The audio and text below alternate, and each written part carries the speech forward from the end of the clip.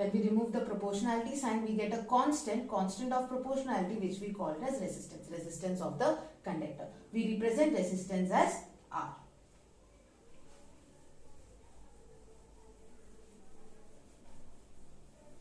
So we got a formula, V is equal to IR. As I said, R is resistance. We represent it as capital letter R. And the SI unit of resistance is ohm. Okay, a Greek letter omega. We represent it in this manner. So what is resistance then? The symbol what we use for resistance is this.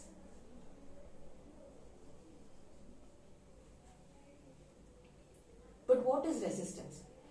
Opposition, the property, it's an opposition to the flow of current. The property of material which opposes the flow of current in a circuit, that is what we call resistance. Opposition to the flow of current in circuit is called resistance. The property of material which opposes the flow of current in a circuit, that's what we call resistance. But how is exactly resistance acting in a conductor? How is it caused? Let me take a conductor. Let's say it's a silver conductor. So silver conductor will have atoms. There will be electrons distributed randomly. So when you connect this conductor to a cell, which provides potential difference to this conductor, what will happen? These conductor will shift from negative terminal to positive terminal.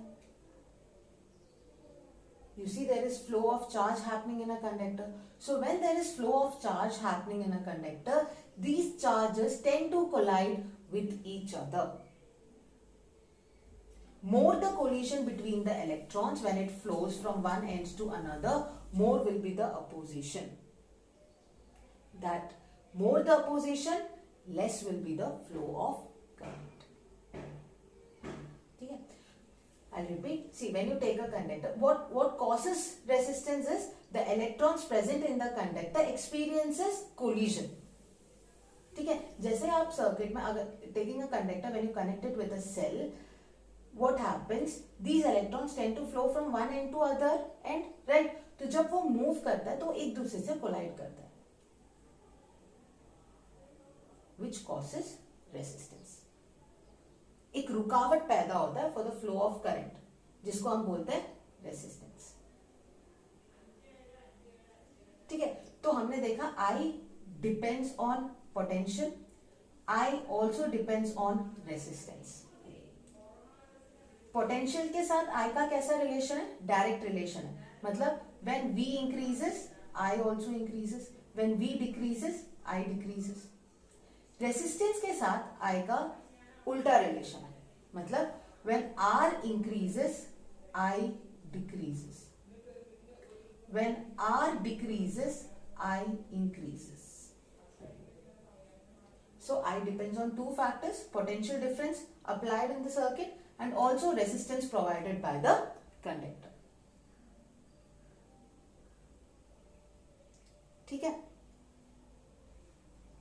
अगर कहते हैं एक lamp ले लेते हैं 20 ampere का, take a lamp of 20 ampere with a potential difference provided of 220 volts.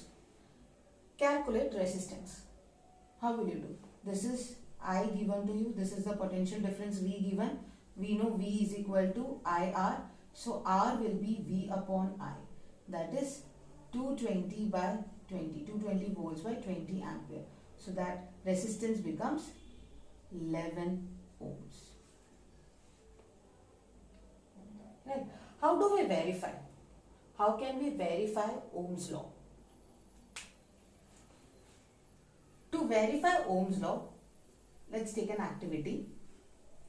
Activity 12.1 of NCERT textbook.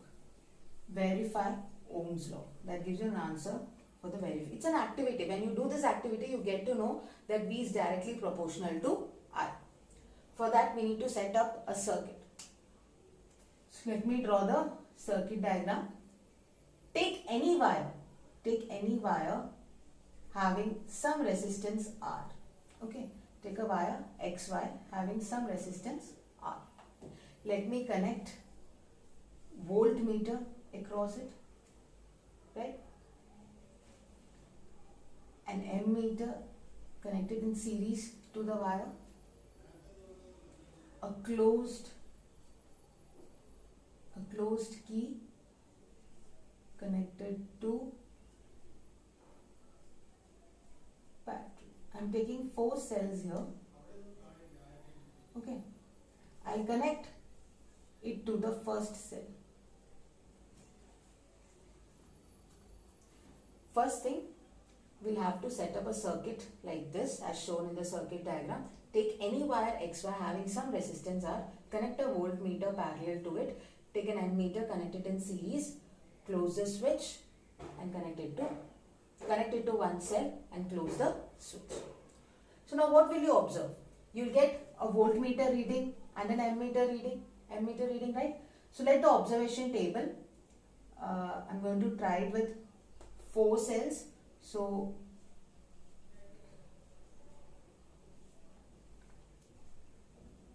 I'll note down the reading of voltmeter. I'll note down the reading of ammeter. Ammeter gives you the current value, right?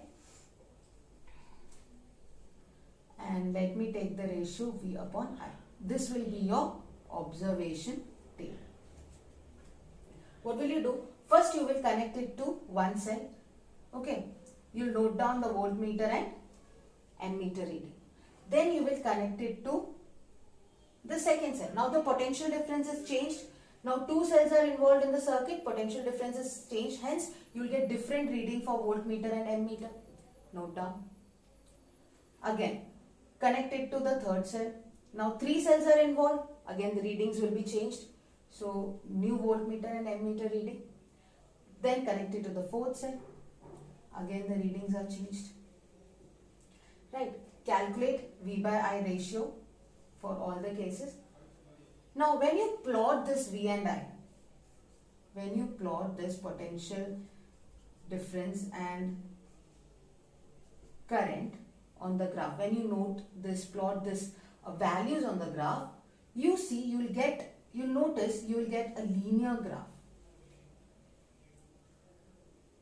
So, when do you get a linear graph? You get this linear graph when the components are directly proportional, when the parameters are linearly related. That means with increase in the potential difference, current also increases linearly. So this proves V is directly proportional to I. Hence Ohm's law is verified. So they'll ask you verify Ohm's law using an activity. You'll simply draw the circuit. You'll mention the procedure. How will you write the procedure? Draw a circuit, set up a circuit as shown in the circuit diagram. Connect the wire first initially to one cell. Note down the voltmeter and ammeter reading. Then connect it to the second cell. Since the potential difference is changed, note down, you'll get a different readings for voltmeter and ammeter. Note down the reading. Similarly for the third and for the fourth cell. After noting down, this is your observation table.